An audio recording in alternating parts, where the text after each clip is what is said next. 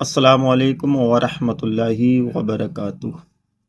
قانون شریعت حصہ اول پارٹ نمبر 3 آج ہم شروع کریں گے۔ بسم اللہ الرحمن الرحیم۔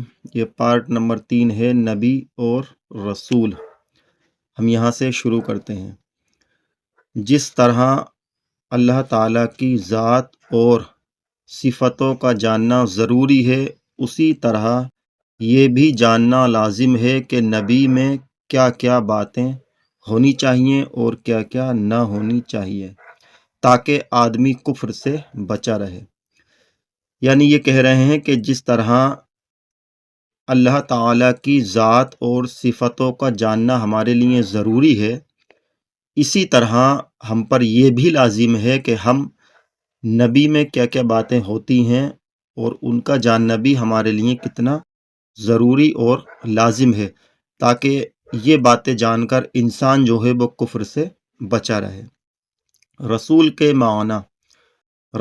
معنی ہیں خدا کے یہاں سے بندوں کے پاس خدا کا پیغام لانے والا۔ یعنی رسول کے جو معنی ہیں وہ ہیں خدا کے یہاں سے، یعنی بندوں کے پاس، انسانوں کے پاس، اللہ کے بندوں کے پاس خدا کی بات لانے والا، یعنی خدا کا پیغام لانے والا۔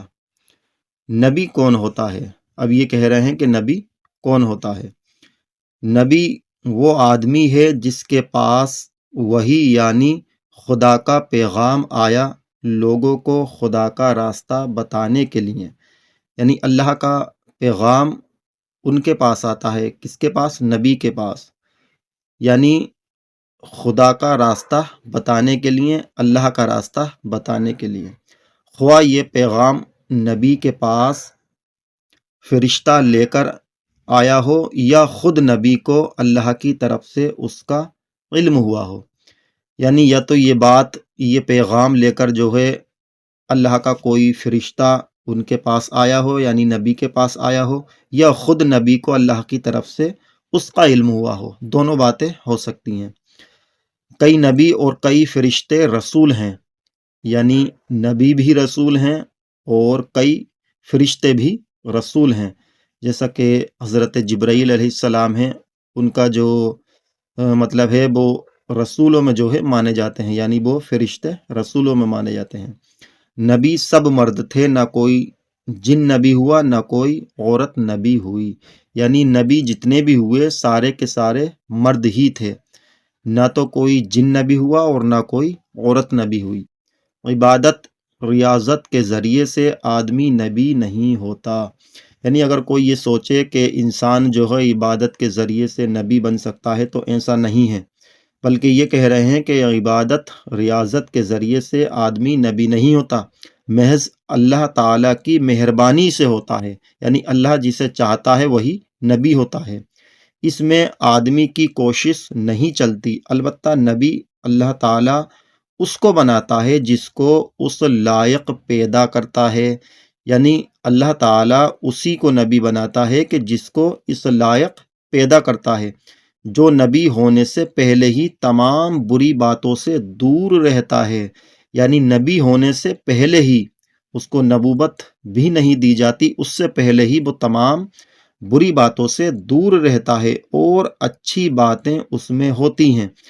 نبی میں کوئی ایسی بات نہیں ہوتی جس سے لوگ نفرت کرتے ہوں، یعنی ایک نبی کے اندر کوئی بھی ایسی بات نہیں ہوتی جس سے لوگ نفرت کریں۔ اب یہ ہے نبی کا چال چلن۔ نبی کا چال چلن شکل و صورت، حسب نسب، طور طریقہ، بات چیت سب اچھے اور بے عیب ہوتے ہیں، یعنی نبی کے اندر جو ہے یہ جتنی بھی باتیں ہوتی ہیں، چال چلن ہے، شکل و صورت ہے، نسب ہے، طور طریقہ ہے، یہ تمام چیزیں جو ہیں سب اچھے ہوتے ہیں اور یہ بے عیب ہوتی ہیں۔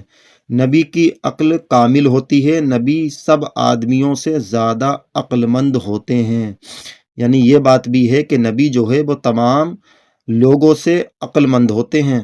بڑے سے بڑے حکیم فلسفی کی عقل نبی کی عقل کے لاکھویں حصے تک بھی نہیں پہنچ سکتی، یعنی اللہ تبارک و تعالیٰ نے ان کو ایسا نوازا ہوتا ہے کہ ان کی عقل جو ہے سب سے زیادہ ہوتی ہے، کسی بھی حکیم یا فلسفی کی عقل جو ہے لاکھویں حصے تک بھی نہیں پہنچ سکتی نبی کی عقل کے۔ جو یہ مانے کہ کوئی شخص اپنی کوشش سے نبی ہو سکتا ہے وہ کافر ہے۔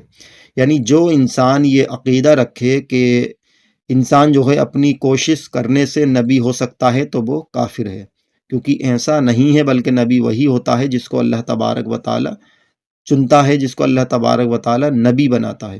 اور جو یہ سمجھے کہ نبی کی نبوت چھینی جا سکتی ہے وہ بھی کافر ہے۔ یعنی جو انسان یہ عقیدہ رکھے کہ نبی کی جو نبوت ہے وہ چھینی جا سکتی ہے تو وہ بھی کافر ہے۔ السلام علیکم ورحمۃ اللہ وبرکاتہ۔